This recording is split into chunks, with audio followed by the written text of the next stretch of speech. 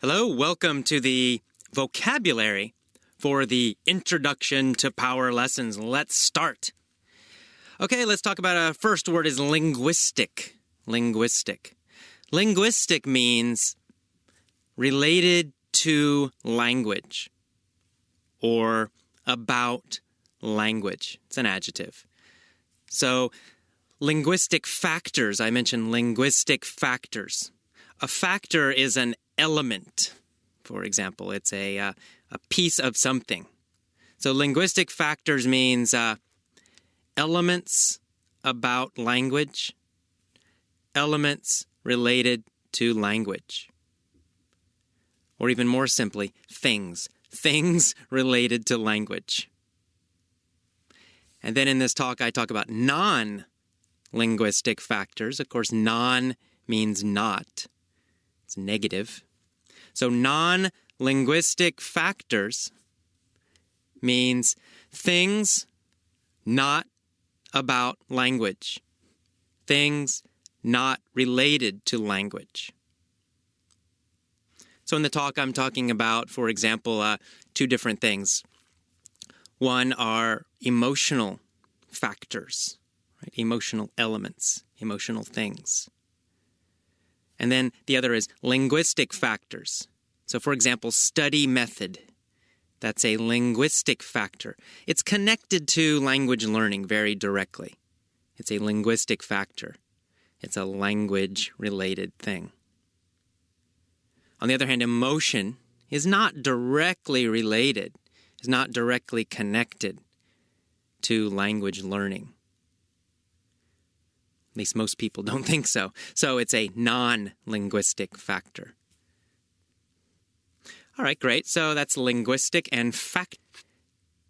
Let's talk about next subconscious. I mentioned the word subconscious.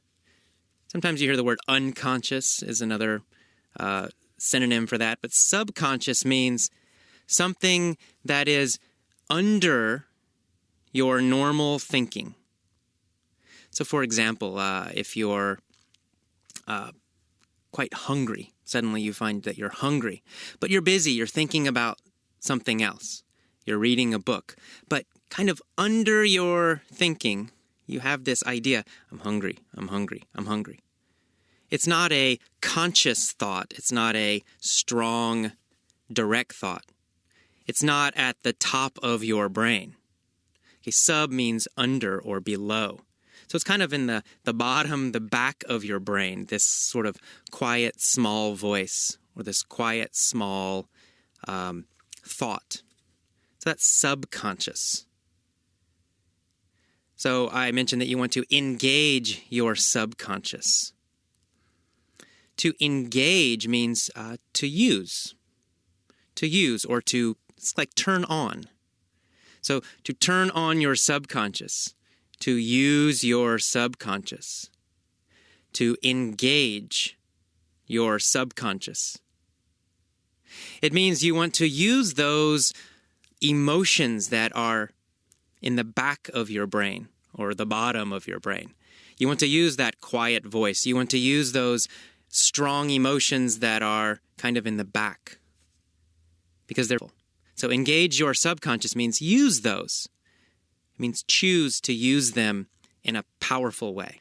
I also talk about engaging your physiology. Physiology. Physiology means related to the body. So it's related to the word physical. Right? Physical means body, something that is connected to your body or in your body. Okay, not your brain, not your mind. It's body. And physiology, again, is a similar idea. Physiology means what is happening in your body. It's the systems in your body. It's the parts of your body. So again, engage your physiology means use your body, right? Engage is turn on or use. Physiology, body. So engage your physiology. Engage your body. Use the parts of your body. Use the systems in your body. That's what that means. All right, great. Next, let's talk about the word peak. So peak I mentioned in the main story. Peak means top. Now, often we use this to describe, for example, a mountain. The very top of a mountain, we say it's the peak, the mountain peak, or the peak of the mountain. It's the very top part. We also use it in the phrase peak performance. Of course, performance means performing or doing something. Peak means top, so it means doing something in a top way, in the very best way. Sometimes we use this with sports. Say he is a peak performance athlete. He's a top performing athlete. He's the very best performing athlete. So that's, again, peak meaning top, very top, or sometimes meaning best. Okay, so peak meaning top, so emotional state. I talk about peak emotional state. So top or best, peak. Emotional, of course, feelings. And state. State means kind of your situation or experience. So an emotional state means it's the general emotional feeling you have right now. So I might say, I'm in an angry emotional state. That means it's kind of a long-term idea. It means generally, for some time, I feel angry. Now, this is a very formal kind of academic or intellectual way to say I'm angry. Okay? So this is a little bit more formal kind of English. But again, an emotional state. It's a general emotional feeling, and it has a little bit of the idea of a long time. So a peak emotional state, a top or best emotional state, it means feeling very good for a while. Right? Say, I'm in a peak emotional state. I'm feeling very good for some time.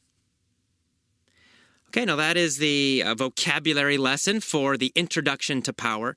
Of course, if there are other words you did not understand, you can use the text, use the transcript, and a dictionary, and, just find the word in your dictionary and write it on the text, and you can learn more vocabulary that way. It's very difficult for me to guess exactly which words you know and which words you don't know, because every student is different. So I will cover some of the main words, the words I think are quite important. But if there are other words you don't know, just use the text and a dictionary and write the meaning on the text. It's fine. Okay, I will see you next for the mini story. Thanks, and see you again soon.